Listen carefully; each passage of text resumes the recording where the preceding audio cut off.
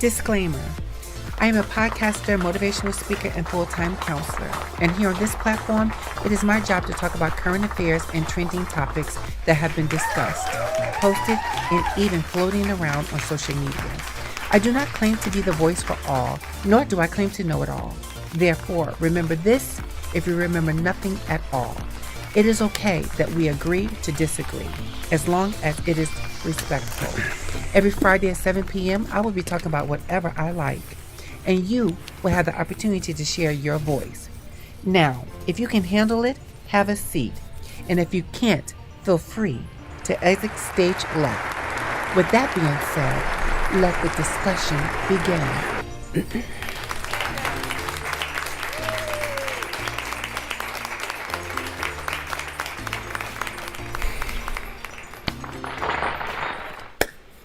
Hello guys, what's up? It's your girl D from the Voice Gathering Live podcast show. We are in the building. It is Tuesday and we are about to have a conversation, a deep one, a transparent one.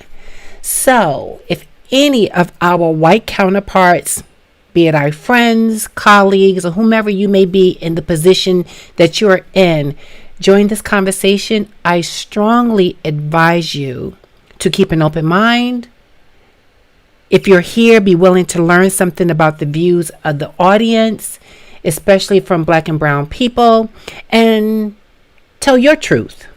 If it applies to you, share it. If it doesn't apply, like they say, if it doesn't apply, let it fly. So I just want to have a conversation about today's topic as it relates to white privilege. So let me say hello to who's ever in the chats. Hello, Kay Scrappin. Hello, Laddie. Hello, Eric. Hello, Lakeisha Jordan. As always, my faithful show-ups. If you're here watching the show, make sure you say hi, because I can't say hello back to you if you are not saying hi to us all. All right. So again, I want to have a conversation again about white privilege, but we must get some house rules out of the way. So first and foremost, you're here. So if you're here, I'm hoping that you are liking today's show. So what that means is, if you're here, make sure first and foremost that you are a subscriber to the show. Click the subscribe button, click the all notification bell, make sure that sucker's turned on. So every time this show go live, you get a ding and you can come and join the conversation with us, right? Also, if you're here, use that thumb. Give us a thumbs up. Sometimes, if it's good to you in the beginning, give us a thumbs up in the beginning. Don't wait to the very end, because if it starts off good, it ends good. So make sure that you leave a comment. Thumbs up, comment. Get real with your comments. Don't give superficial comments. Not that we had any. I have to tell you, all the comments on this show have been deep, in-depth thought behind them, and sounds very personal. So I like that. Don't forget, after you comment, make sure you share. It makes no sense to use all these little buttons at the bottom and you're not sharing. Click that share button and share it out.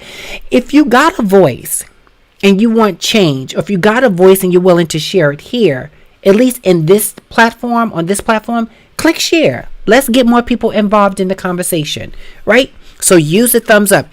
If you give us a thumbs down, make sure you say why you're giving a thumbs down. Don't just be pouting and say, I don't like what they said. Why not? What don't you like? We can all handle it, right? So make sure you use those thumbs up, thumbs down, and share. Most importantly, comment and subscribe.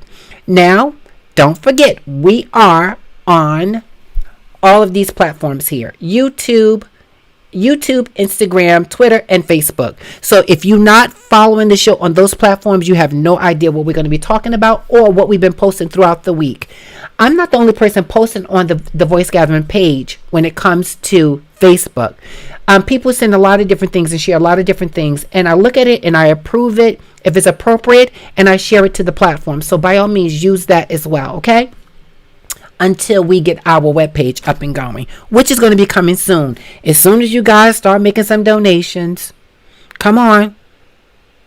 50 cents, $1, $2, $5, $10, $12. I can go on and on and on. But anyway, yes, make sure that you use the Cash App. Cash App Lovely, Lovely 0615. That is the Cash App for this show, and you can make a small contribution or a large one if it be your choice. Also be prepared that we will be on Patreon in the near future. But I need you guys to be using all trinkets of this show so we can go to Patreon and we can do great things, guys. I'm telling you, great things. Just this Tuesday and Fridays is not all I'm dreaming about for this show. I'm dreaming great things. And if you know anything about dreaming bigger and achieving something greater, then you know we need to go beyond just this. So let's make sure we all stay in sync with all of these household rules. Okay? Okie dokie. So, can we talk about white privilege? Can we just have, hello, Miss Alexander. Hello, oh, Lamar Cross. Oh, my husband. I was going to say, no. Hello, Miss Jasmine.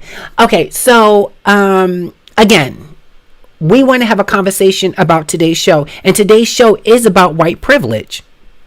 I think that this is an opportunity for us to all talk about white privilege. I have some questions for you guys, the viewers, and I want to know what you honestly think about white privilege. I do know that us talking about white privilege is very different than a person talking about their white privilege, right? But we can talk about it because when we're talking about it, when we are talking about white privilege, we can have more awareness about when someone is using their white privilege in our face. You know, just blatantly just saying you don't exist, your skills, your ability to get a job done, tackle something very difficult or small, their white privilege give them the opportunity to do it first. So I want to talk about white privilege. I got to tell you something honestly. I always knew when I was able to recognize the difference in my skin and a person of white skin and how white people seem to be treated different. And I'm talking about as a child. The little white girl, little white boy got treated somewhat different, right? I want to just remove something. Hold on, guys. Sorry. The little white kid, be a boy or girl, got treated differently. You know, they got to sit in the front of the class. They got to lead the class. They got to lead certain things in the class. They got special privileges to go and do things that you're like, well, wait a minute. I need to go. And at that time, I truly didn't understand what was going on. And that's the innocence of a child. And I think many of the kids that grew up, be it yourself or your children, at first don't know what it is unless you're teaching them that, you know, you're going to be treated different because you're black, you're brown. You're not going to be recognized first, that your counterparts in your classroom or on your job, your first job or whatever it is, they're going to get recognized first just because they're white. And in my household, when I was growing up, we didn't talk about racism. We did not. Yes, you knew it exists because you were experiencing it at school, but we didn't talk about it. And I think at that time, my grandparents and so forth, they were just survivors talking about just surviving, just keep going. You can do it. You can do it. Keep pressing forward. But now we're talking about white privilege more than ever now. I'll never forget one time I was at work in my recent job, and I heard two women, one of the women came to me and talked about, do you want to be a part of this training tailored to white privilege? And I was like, oh, it sounds interesting. Tell me more about it. And the outline of the white privilege conversation was about teaching white people and helping black people recognize or learn how to deal with people who are in a position of white privilege. And I was like, oh, it sounds interesting. And I have to say, for years and years, I says, I'm going to go.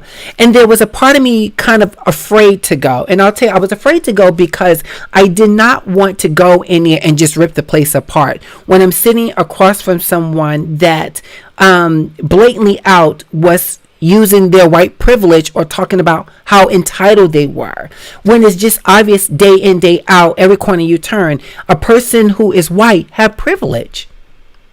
From the school system, law enforcement, political, just across the spectrum, people have had this white privilege for decades. And I thought, if I go there and me being vocal, I don't think they're going to want to hear me just talk about my disgust or my frustration or all the feelings that were coming with hearing someone talk about their white privilege. Then I found out later that it was a more structured training, so you couldn't kind of be asking questions and delving in. They were teaching people about their white privilege, and again, like I said, teaching blacks how to deal with people of that position.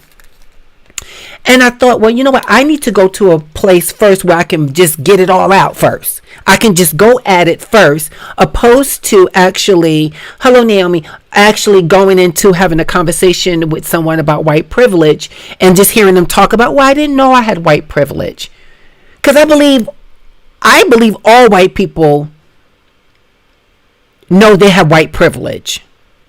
They may not use it, but I honestly believe, and guys, listen, I'm going to be very honest. I don't want to sit on this show. There's a lot that I don't know about people in those positions, white privilege, how they felt. I don't know how they felt, but I can tell you what I saw. I can tell you what I experienced. I can tell you how it made me feel when I saw somebody with the same education, the same somewhat drive to get a position, but because of the color of their skin, because of where they live, because of where they came from, the circle environment they were with, it gave them a leg up to getting something that I thought I was qualified for. Matter of fact, I knew I was qualified for, but because I was a black woman, I wasn't entitled to that position, and it's frustrating. And we need to learn how to have the conversation about white privilege. One of my friends who come to the show says, I need you to look at a video. So I said, okay. And I pulled the video up, and it was a video of Wanda Sykes. And she was talking about white privilege. And she was echoing some of the things I was saying in just a conversation with different people.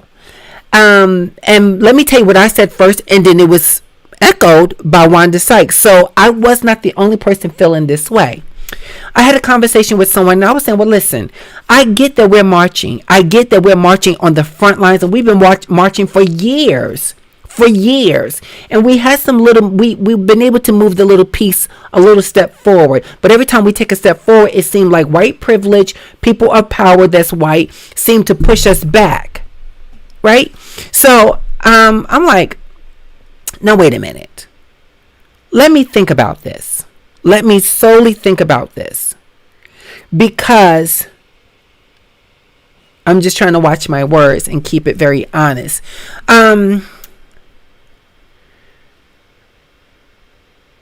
I just felt that although we marched for so long, for a minute, we need to sit down as black and brown people. We need to sit down, get out of the marching lines. We need to just sit down for a second. And what I would like to see is, which is what I've been saying, and which is funny, I heard Wanda Sykes said when I watched this video, I wanted to see all white people marching.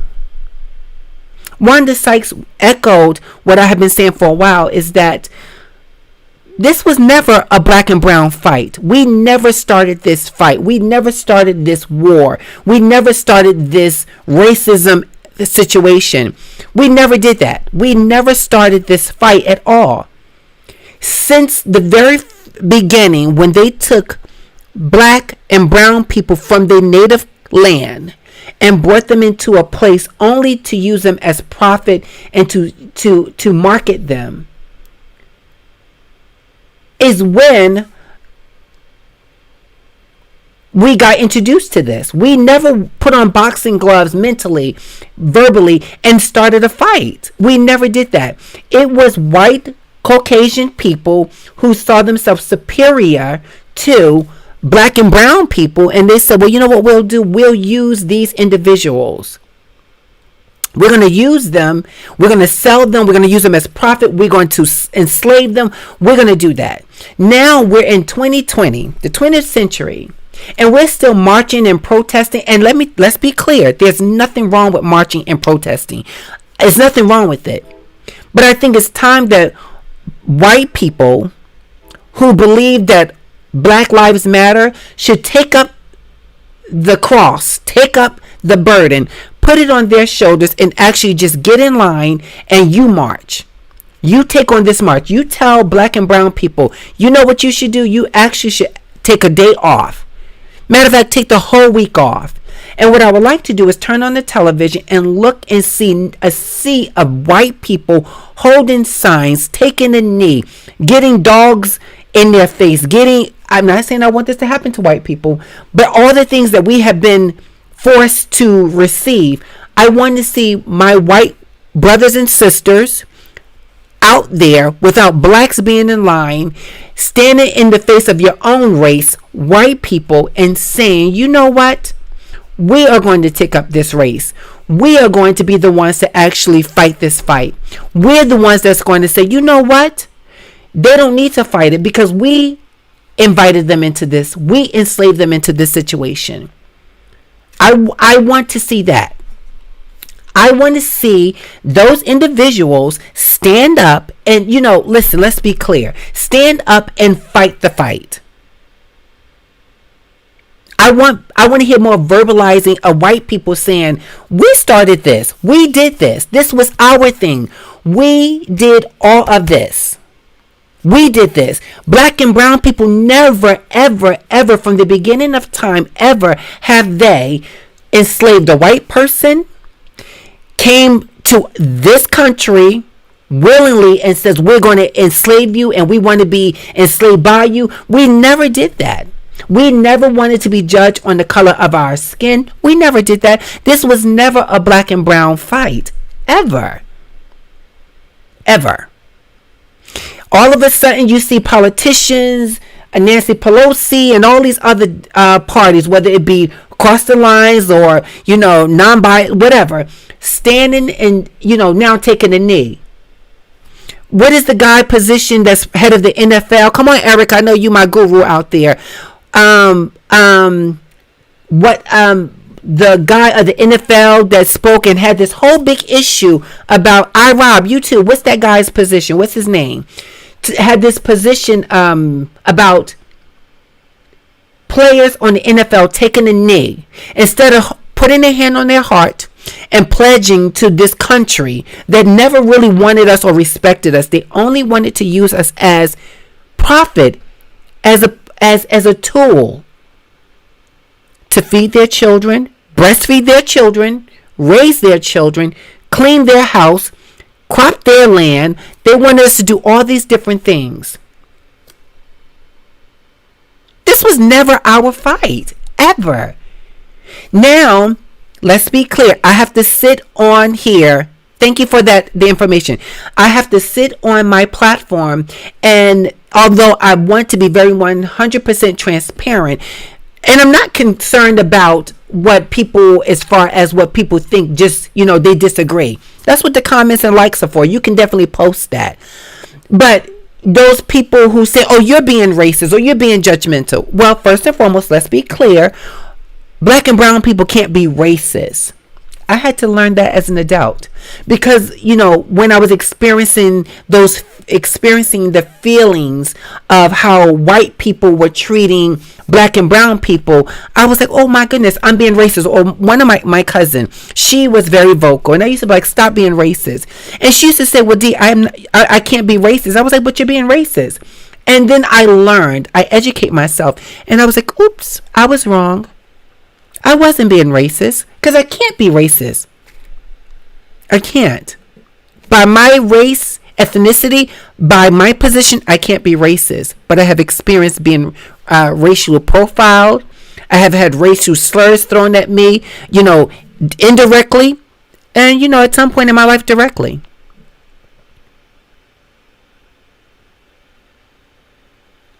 So, when I'm talking about individuals not understanding when black and brown people say, you know what, this ain't never been my fight. Now that we're fighting and protesting, and I'm not talking about looting because looting is across the board. And let's be clear, it's a lot of the white privileged people looting to make the black and brown people look very bad. I mean, you got white cops looting, and then when they see in the media, what they see is black and brown people, because we're saying Black Lives Matter, so they want to automatically say, well, you know what? They're the ones that's looting. They want equal rights, but they're tearing up their own city. No. Black and brown people, there's some out there doing that. They're frustrated. They're acting out of anger and frustration. But let's be clear. Look at your footage really good with a keen eye, and you'll see that's a lot of white people doing that. A lot. Plenty.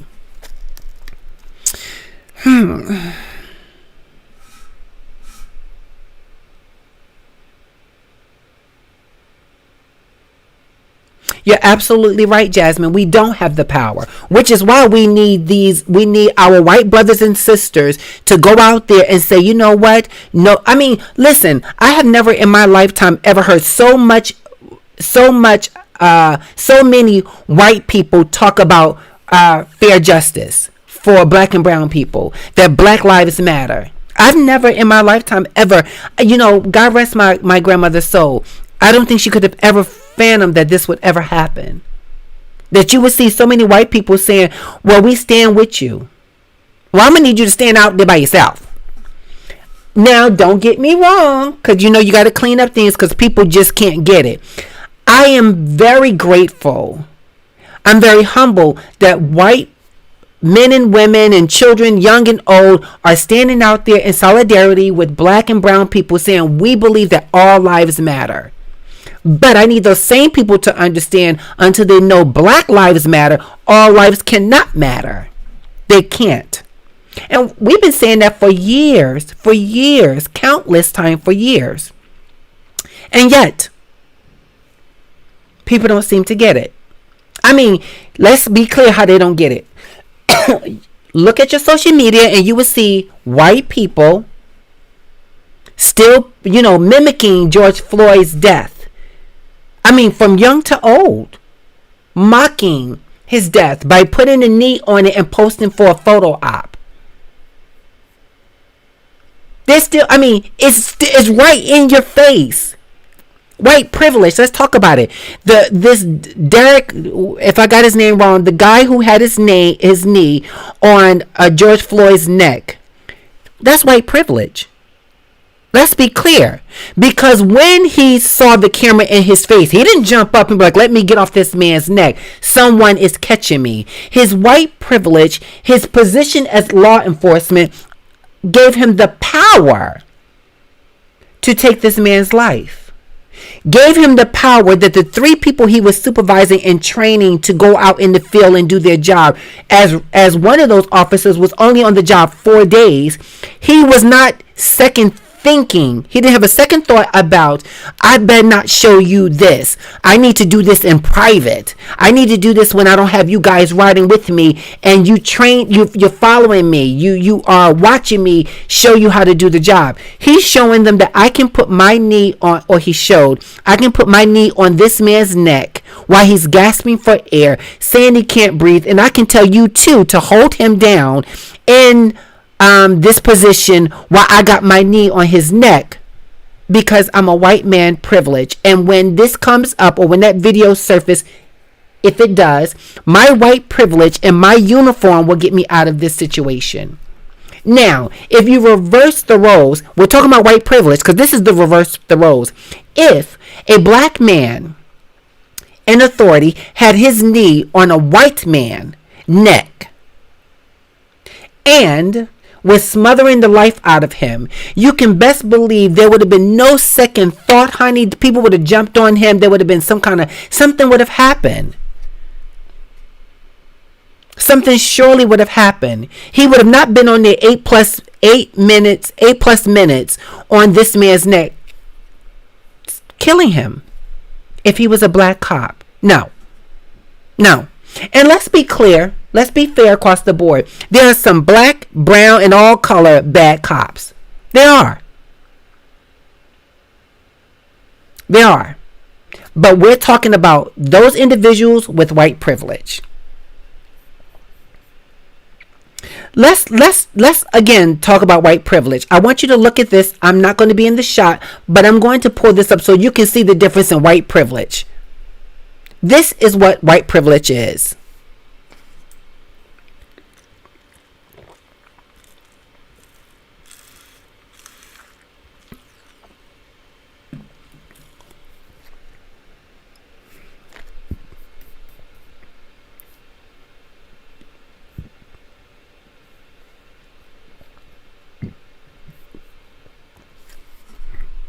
That is white privilege. That's white privilege across the board. Oh, Felicity Huffman she's a good actress. I like her as an actress. But her white privilege, I can't stand. Because if that was you can see, Tanya used a wrong address and got jail. Felicity Huffman scammed the system and got a little bit of jail. No, she got a little vacation, which is what they would call it, so that you don't know that they're going away to jail. That was definitely a vacation.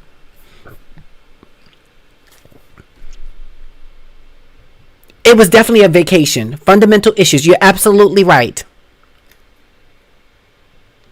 This is what you call white privilege. I mean, Felicity Huffman has the money. Just look her up. Google her net worth. She had the money, but cheating the system. And this, whatever her name is, I can't think of her real name. Y'all know her name. She played Becky on Full House. Not Full House. Yeah, Full House. Full House. Her and her husband. And her white privilege, she still was like, she was so privileged. She said she'll keep fighting this. She would take it to trial because her white privilege would allow her to actually get off. That's what she was hoping for.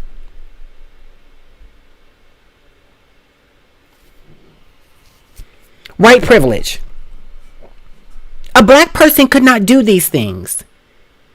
People in power and not of this race, they oftentimes don't even see you. You can be the brilliantest person with the creative thoughts, yet they don't recognize that. But the person with no education, no degrees, no kind of etiquette of how to speak, engage in a conversation, because of their skin color, they are privileged. And sidebar, you know what I also can't stand? I can't stand when white people, black and brown people, align themselves with white people, not to get the information so that they can enrich their own people. Once they get it, there's some of us black and brown people like, oh, this is nice. Wait, this is really, really nice. I like it here. I'm going to continue to see if I can milk my white friend's privilege to empower my position and get out of that situation that I'm in. I know people like that. Sure is my name what it is. I know there's some black and brown people who align themselves. And that's true. Nowadays they say you need to get you some white friends. But if you're not going to get a white friend for true friendship, just for the leg up, then you might want to just be careful. Because us black and brown people, notice that you're aligning yourself with not the enemy. Because let's be clear, all white people are not racist. They're not. All white people aren't racist. They're not. I do not believe all white people are racist. But I believe that the number is greater than those that are not. And if you wear the shoe, then the shoe fits. If you don't wear the shoe, get your foot out of the shoe. I have white friends. And, going back to Wanda Sykes' conversation about how she was frustrated, which she echoed what I was saying. None of my white friends reached out to me to ask me any question, but I asked you guys to inbox me some of your thoughts and feedbacks. And I can tell you that a lot of people were saying white people that they're associated with, whether it's via friendships, marriages, or whatever it may be, they keep asking the question. And here are some of the questions. What is your perspective? That's a white person asking a black person on all the protesting and everything that's going on in society today. All the marching, protesting, rioting, how people are feeling. Everybody's, people are asking people that question.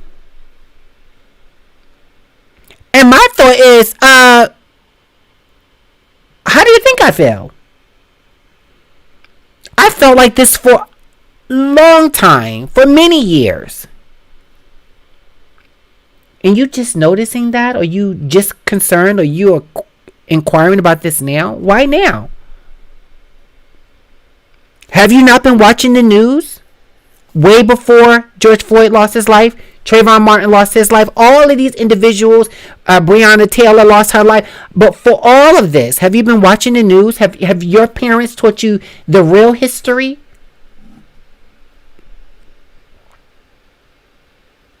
This does not apply to everyone. It doesn't. It does not apply to everyone. But baby, let's be clear. It applies to a lot of people. It does.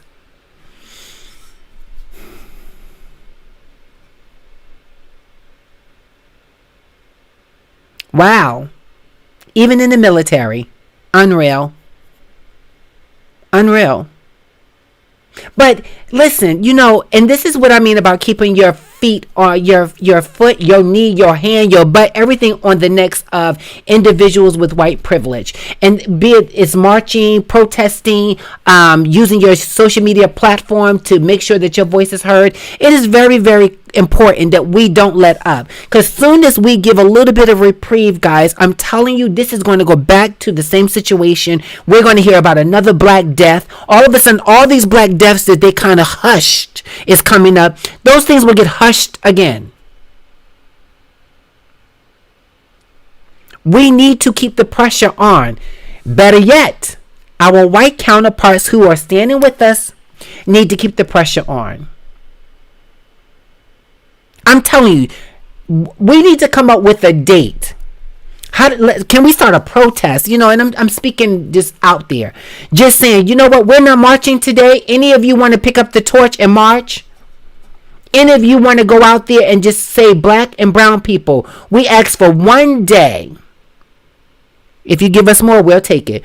We're asking for one day that you don't march, but the streets will be filled of white people who now relinquish their white privilege, who was raised in a racist white home and question that and have black friends and brown friends, but they didn't bring them around, that you will take up the torch and say, please don't march. But the streets are loaded with the faces of those individuals who stand with us. I would just love to see that. Because when I tell you that I am over being sick and tired, I'm over it. I am truly over it. I'm so over it, I couldn't get no more under it. I'm over it. I'm over for people using their position and their skin colors.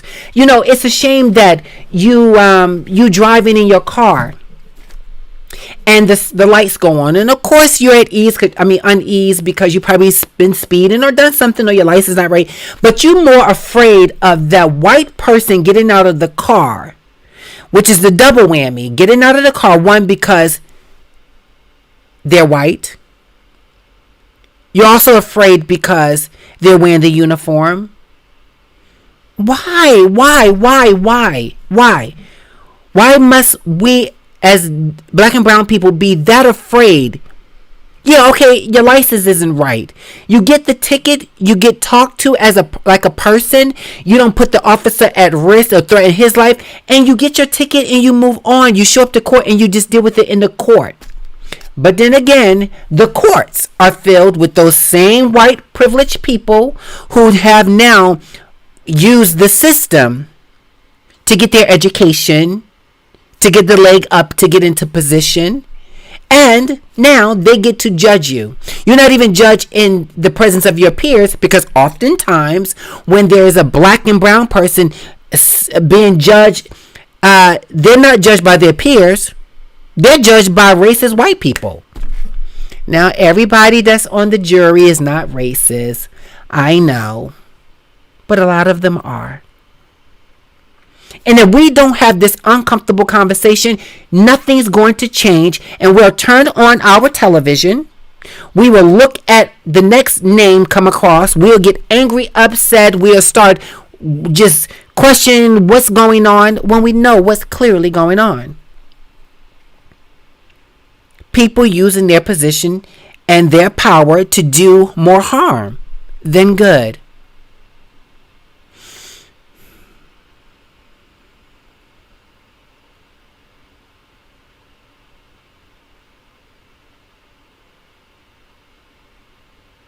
You're absolutely right, Eric.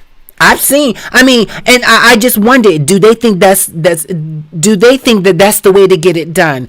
Our own people, black and brown people who get into these positions, whether it's in the court system, the law enforcement, teaching position, whatever it is, and they forget the struggle, they forget the fight. And matter of fact, they don't forget it. They just don't want to recognize it right now because they are aligned with what may appear to them as some kind of privilege. But let's be clear.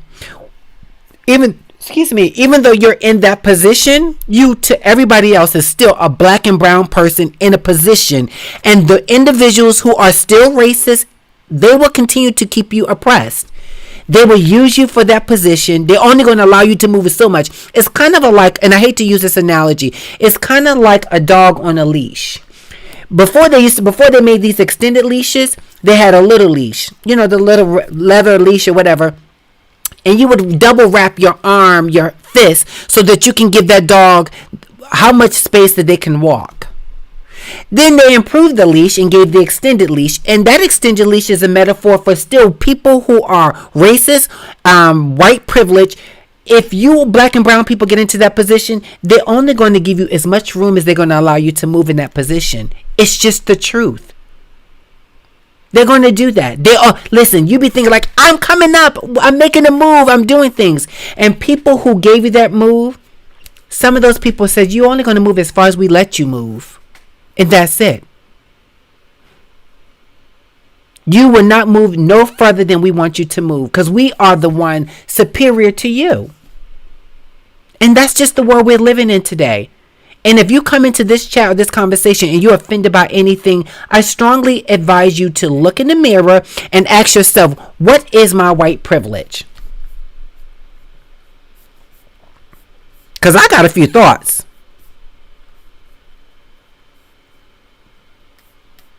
And I wrote them down.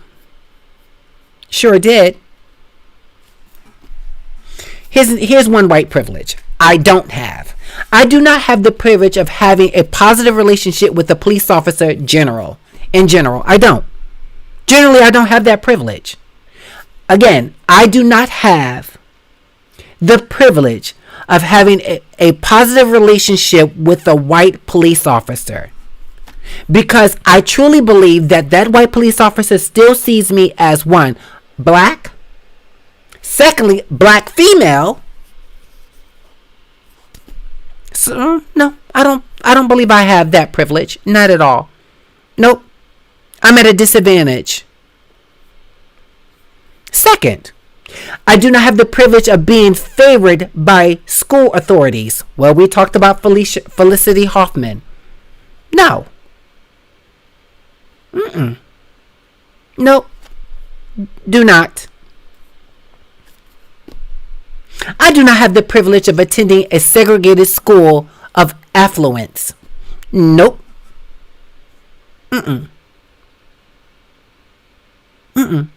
White people have that.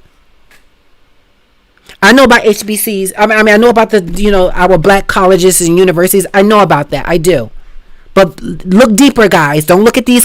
What I'm telling you, I recognize surface. You got to go deep with that. Moving on my list. For a very long time, I did not have the privilege of learning about my race in school. And today, I still think that it's still an issue. I don't think we as black and brown people, matter of fact, we know. Because when you look at the school books, honey, they have rewritten that book and have taken us out of the text. As much as they can. But they want us to stand and put our hand on our heart and pledge allegiance to an allegiance that did not even respect us. Didn't even see us. Don't recognize us. Yep. Let's go on to my list. There's been a good period of time where you could not find, as a black person, children books that were overwhelmingly representing us as black people. No, you looked at the books on the shelves. It was white, so fairy and all awesome. Yep.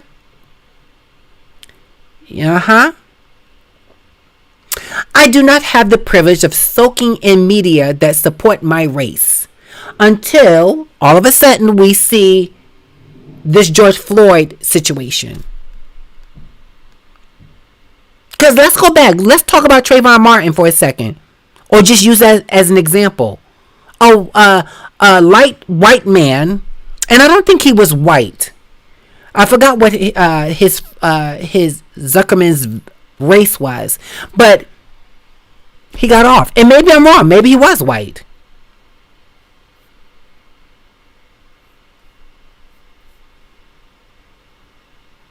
I do not have the privilege of escaping stereotypes that's associated to my race. Or supposedly associated to my race. I don't have the privilege of escaping that. Nope. I do not have the privilege of playing the colorblind card. Nope. Wiping the slate clean. Nope. I don't have that privilege. I do not.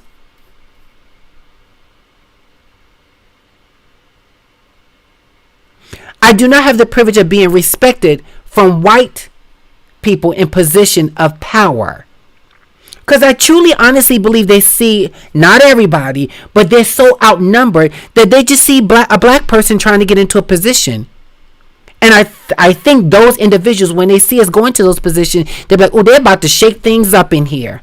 They're about to shake things up in here. So no, I don't want them at the table. See, we can't have change until we have diversity at the table. And that's me, the oh my goodness, I'm ashamed. I can't even think of the what is it, guys? Come on, help me. Yes, spank me later. What is it, the with all the flags, the color flags? Y'all tell me what I'm talking about.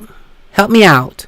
I'm about to look at these comments because you know what I'm about to say. The it's sitting right on the tip of my tongue. The somebody posted. I don't have that privilege. You got to have diversity at the table. If you don't have diversity at the table, how could there be change? And I'm talking about diversity at the table where everyone at the table is respected. No one's threatened by their position, their color, their race. No one's threatened by that. I'm trying to see if you guys were able to post that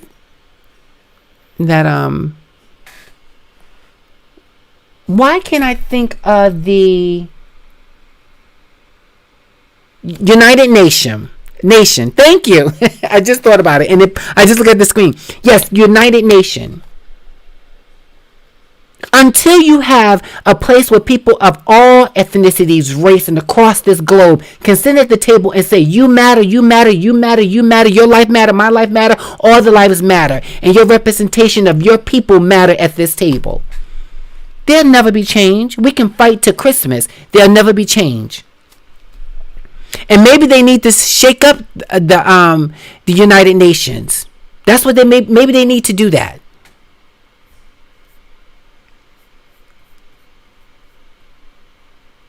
And lastly but least, I do not have the privilege of living ignorant to the hate that I receive every day, directly or indirectly. I don't have that privilege. And many of you in the comments, you don't either. You know, when we got some fairness is when some of our white brothers and sisters join this platform and talk about it. Voice their opinion and concern. And again, like Wanda Sykes says, I'm tired of hearing you say, I understand what you're going through. No, you don't. You can never understand. You can empathize. You can. For sure, but you can never understand. For history, we have seen black and brown people be whipped. I mean, whipped, their skin torn from their flesh torn from their bones. It's documented in many pictures. It's documented in many situations. Many. You can never understand what that is. You can never understand until your people are tied to a tree and stripped naked and have a Canaan just slash you and take that skin off your flesh off you. You can never know what that is. You can empathize. You can never know what that is until it's personal. And for black and brown people, it's personal for us. It's personal. It's our people. It's our ancestors. It's not your ancestor. So you can never truly understand what that is, what that's like. You can never understand. You could actually take a knee. But until you say, I'll take your position, I'm going to take your lesser than position. I'm going to give up my privilege, not because I'm doing a favor and I want to look the part, because I understand. I'm going to give that up. You could do that. But we need to take it to the next level, people. We need to amp it up. We need to go to the very next level of, I don't know why I'm looking a little blurred here.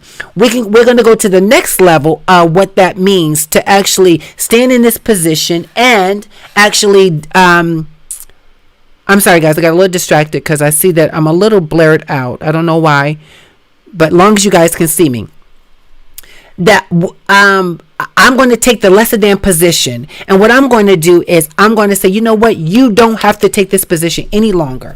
No more do you have to take this position. At least let's start with 24 hours.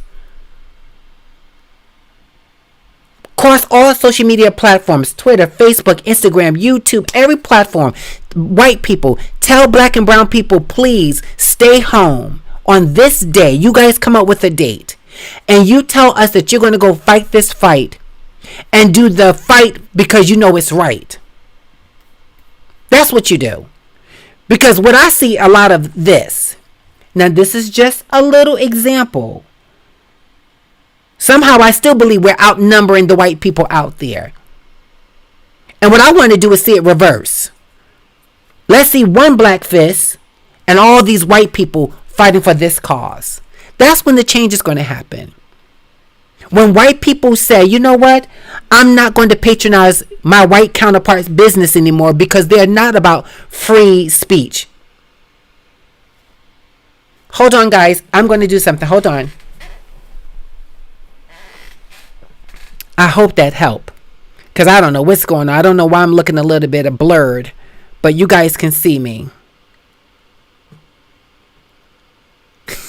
I don't know what's going on. Nevertheless, let's keep it moving. Again, see, that's the devil. The devil trying to get up there because the devil don't want me to have this voice and say these things. The devil don't want me to be stirring up the thoughts to white people to actually get them to see that, you know what, we need to take a step back while you take a step forward. It's your fight. We ask that you fight it. We ask that you correct your problem that you created for us. We ask that you now recognize that our lives has always mattered. Always. It has always mattered. And we want you to recognize that.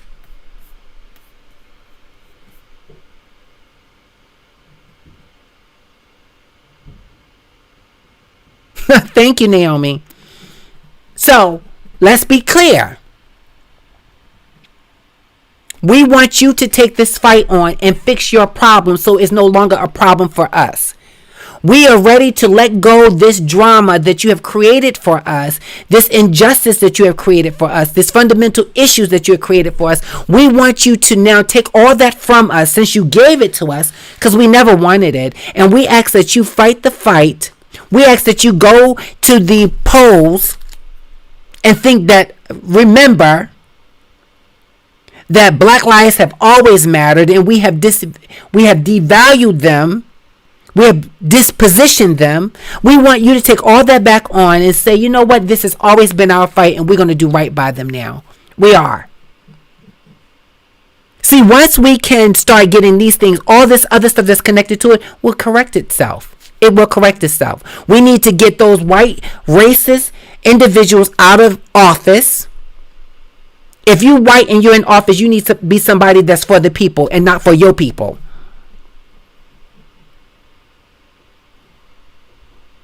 Because right now there's still people, supporting a racist president. He y'all president, because remember I told you he's not my president.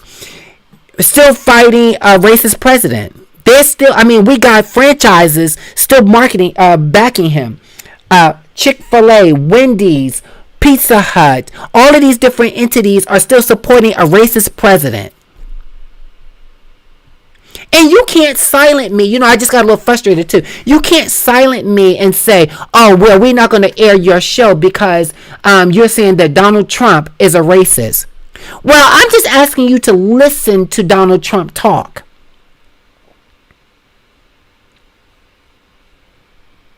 Just listen to what he say. And then you tell me that I called him. You confirmed that I'm still calling him racist. Or if I said Donald Trump was a black man, I would be a liar. If I said that Donald Trump's skin color was his skin color, I would be a liar. I would actually be fabricating. I would be telling you a lie. Then you have every right to say, well, you know what? Why is she airing her show? We don't kind of want to see that because she's lying. We know Donald Trump is black when he's not. So I don't understand how anybody can watch the show and then be upset about me saying what I'm saying. I'm telling you the facts as a black person who have seen injustice to my people for a very long time. I have seen people in position use their position because they were in that position of power and because they also was a white person do a disservice to people of black and brown. I've seen it, and many of us have seen it. And we're just sick and tired of fighting this fight that's never been our fight. So I'm asking that you do us a favor, take on your fight. And when you take on your fight, and we see you making some moves, we then will come into the position and say, you know what? Now we can fight racism together. We can fight this racism together because you have recognized your issue. You have recognized your own fight. You have recognized your own situation that you started, and now you want to do right by the people. So we will stand behind you because we want right done. Come on, white people, just all white people, go out there and fight this fight.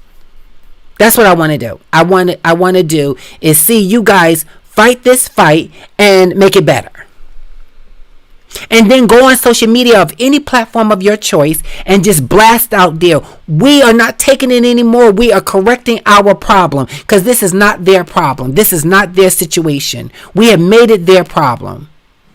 That would be awesome. That would be the day. The trumpets will blow. That would be the day.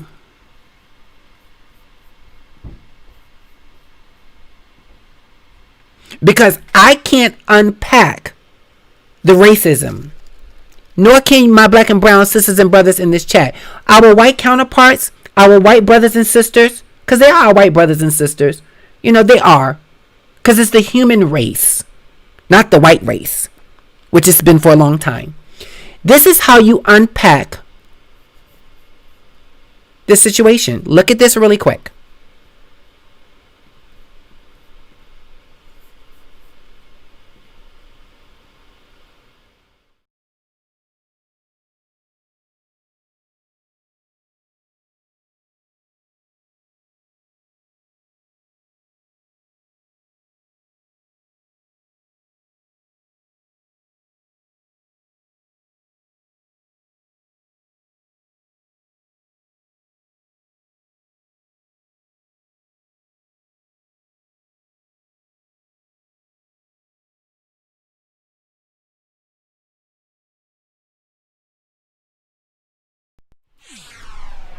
I wanted to show that really quickly. You'll be able to come back if you didn't read the whole thing about how white people of privilege can start unpacking that. and take ownership of their white privilege in a way that ends up doing a disservice to us. Take ownership of that and make some corrections.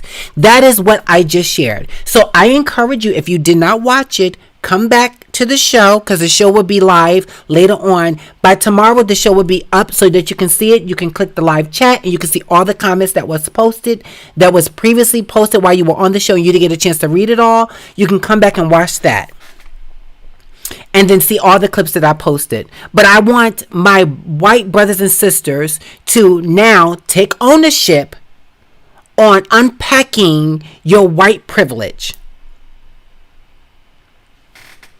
That's what I would like to see.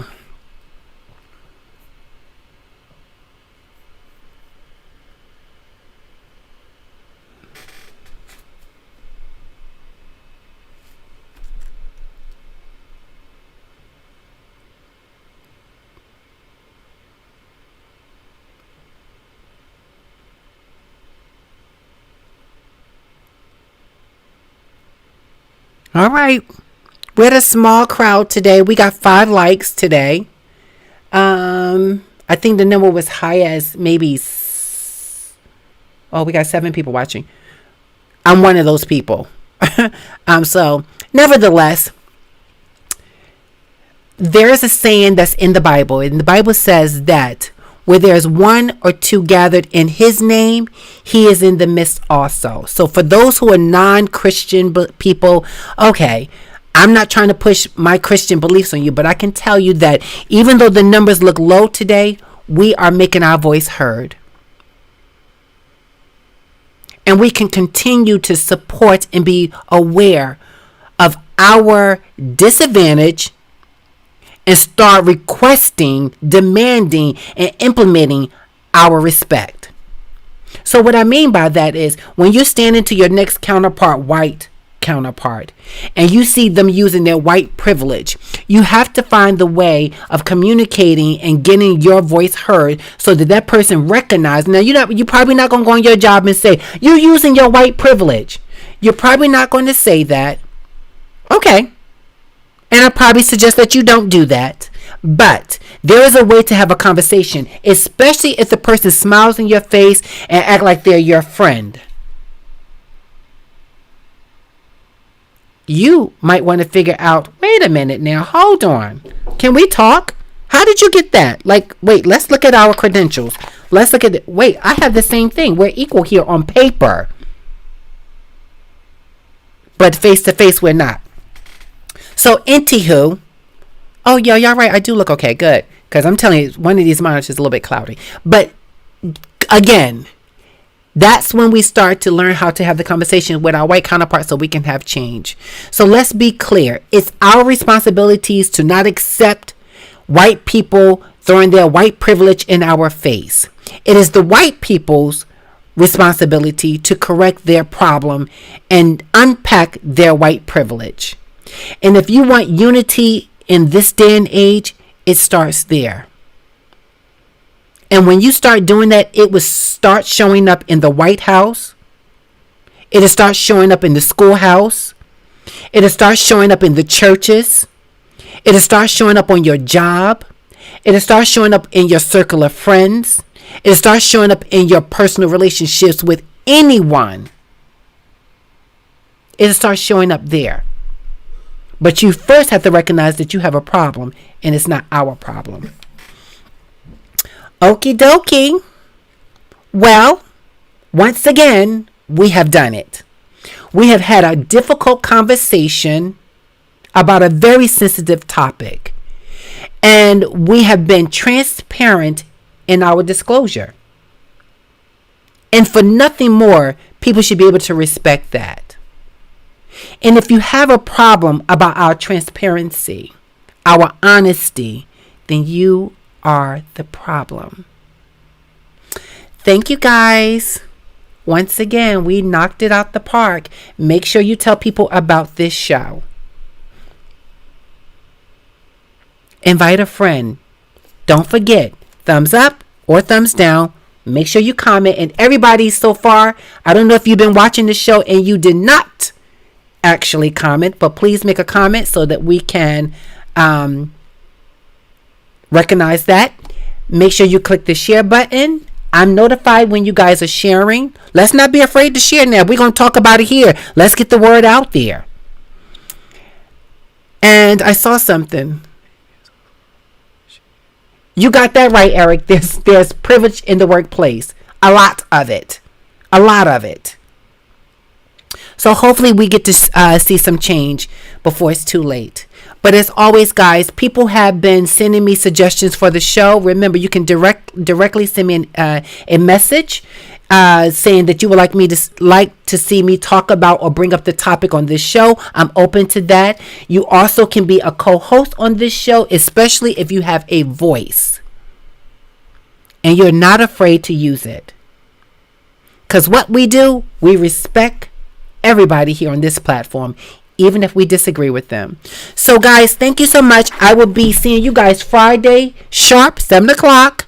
I will be keeping an open mind and looking out for your guys' comments on other top shows that you want to see. And please don't forget to do what I ask that you do, and that share, comment, like, subscribe, and tell other people about the show. Remember, be good to one another, because honey, love is all we got. And when we ain't got love no more, we have nothing else to give. Right? Let me hear you. Until next time, guys, I'll see you. Be good. Bye.